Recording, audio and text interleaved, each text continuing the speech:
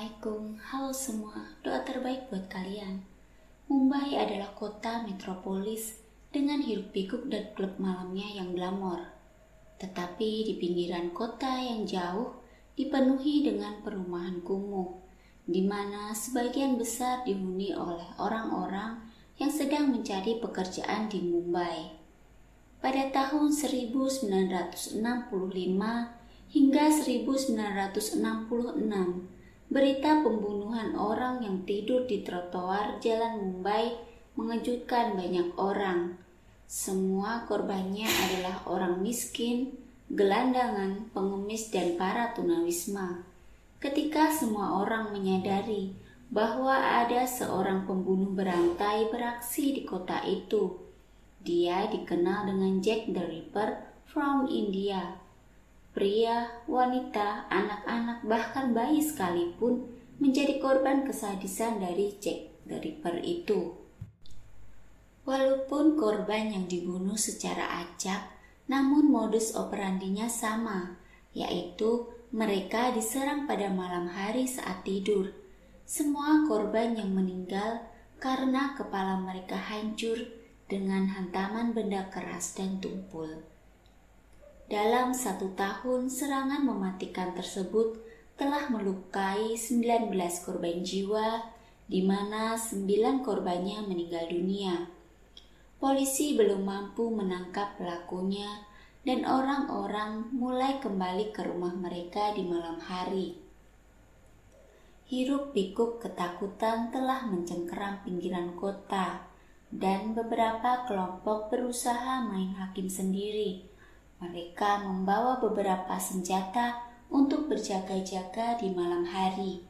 Terkadang mereka menyerang para pengembara dan pengemis tunawisma hanya karena kecurigaan. Pada saat itu, polisi membawa seorang gelandangan yang sedang berkeliaran di sekitar pinggir timur Mumbai. Kepada polisi, dia mengaku sebagai Raman Raghav. Ternyata Raman Raghav pernah dipenjara selama 5 tahun dengan tuduhan perampokan.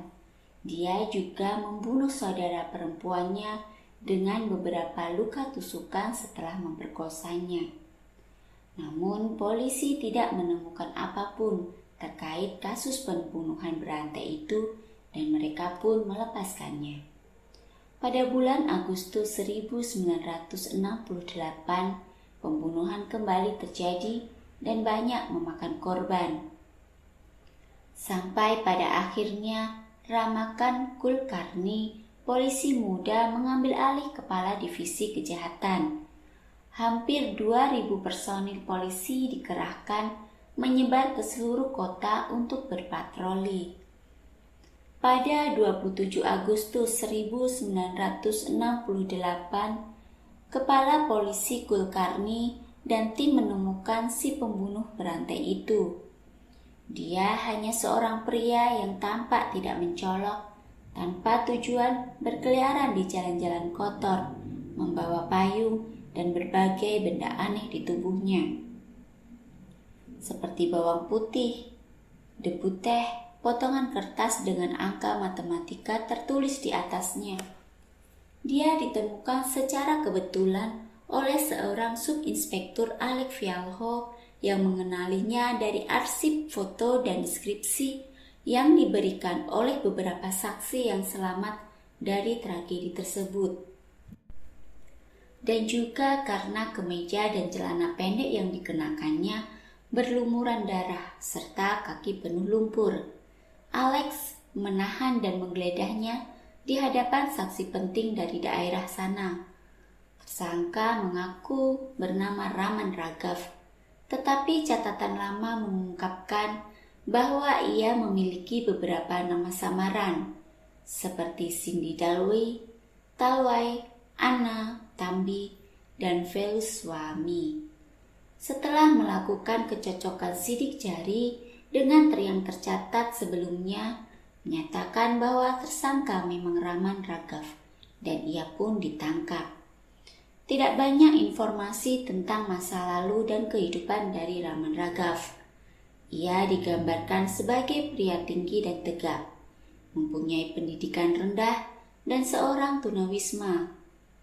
Selama 2 hari masa interogasi, dia menolak mengatakan apapun. Pada hari ketiga, salah satu interrogator dengan santai bertanya, apakah ada sesuatu yang benar-benar diinginkan oleh Raghav. Tanpa berpikir lama, ia mengatakan murgi, yang artinya ayam. Setelah ia memakan hidangan ayamnya, polisi kembali menanyakan apalagi keinginannya, dan dia meminta ayam lagi. Kemudian ia mengatakan keinginan lainnya, memiliki perempuan penghibur. Tapi saya rasa hukum tidak akan menginginkan itu dalam tahanan, kata Raghav. Ia akhirnya meminta minyak rambut, sisir, dan juga cermin.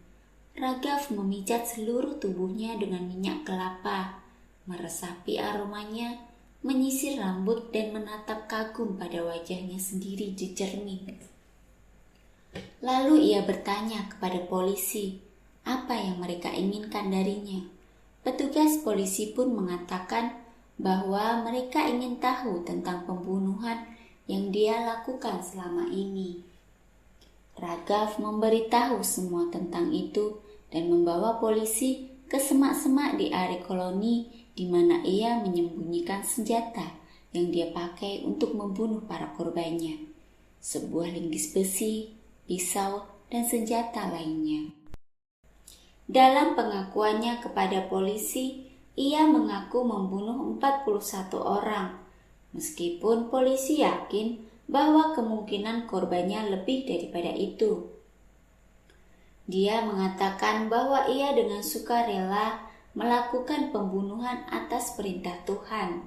Setelah pengakuannya, ia menjalani evaluasi psikiatris oleh ahli bedah polisi Mumbai mulai dari 28 Juni hingga 23 Juli tahun 1969. Ahli bedah mengatakan bahwa ia sehat secara mental dan tidak gila. Hakim pun menjatuhi hukuman mati pada Raghav. Dalam persidangan, salah satu saksi pembela adalah seorang psikiater di Rumah Sakit Nair Mumbai. Dia telah mewawancarai Raghav di Arthur Road Prison dan menyimpulkan bahwa Raghav menderita skizofrenia paranoid kronis. Gangguan kejiwaan kronis di mana penderitanya sering mengalami halusinasi, delusi, serta terdapat perubahan sikap yang ditunjukkannya. Di bawah perintah Pengadilan Tinggi Mumbai, dewan yang terdiri dari 3 psikiater yang dibentuk oleh ahli bedah umum Mumbai memeriksa dan mewawancarai Raghav, menyimpulkan bahwa dia memang mengalami gangguan kejiwaan. Di mana Raghav yang sebelumnya divonis hukuman mati akhirnya menerima hukuman penjara seumur hidup karena penyakit mentalnya yang tidak dapat disembuhkan. Masyarakat pun kecewa dengan keputusan ini, namun ketok palu hakim sudah memutuskan. Raghav dikirim ke penjara Yerwada di Pune, di mana dia dirawat selama bertahun-tahun. Pada tahun 1995, Raman Raghav, Jack the Ripper pun menghembuskan nafas terakhirnya di rumah sakit Session karena penyakit gagal ginjal yang dideritanya. Berkat buku Crimes, Criminals, and Cops oleh Ramakant Kulkarni, Super Cop yang memecahkan banyak kasus prestis di Mumbai, termasuk salah satunya adalah kasus Raman Raghav. Sekilas diperlihatkan sosok di balik jiwa Raghav yang tidak bisa dipahami oleh siapapun, di mana Raghav percaya bahwa ada 2 dunia, yaitu dunia kanon atau hukum dan dunia tempat dia tinggal. Ketika para dewan psikiatri ingin berjabat tangan dengannya setelah wawancara, dia mengatakan dan menolaknya. Dia menolak dan mengatakan bahwa dia berasal dari dunia kanon dan tidak akan menyentuh orang dari dunia lain.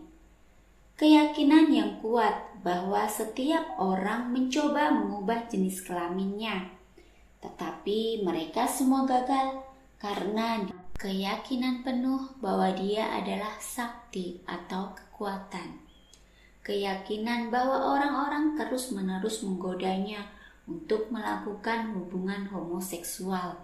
Dan jika dia berhubungan seks dengan seorang pria, maka dia akan menjadi seorang wanita.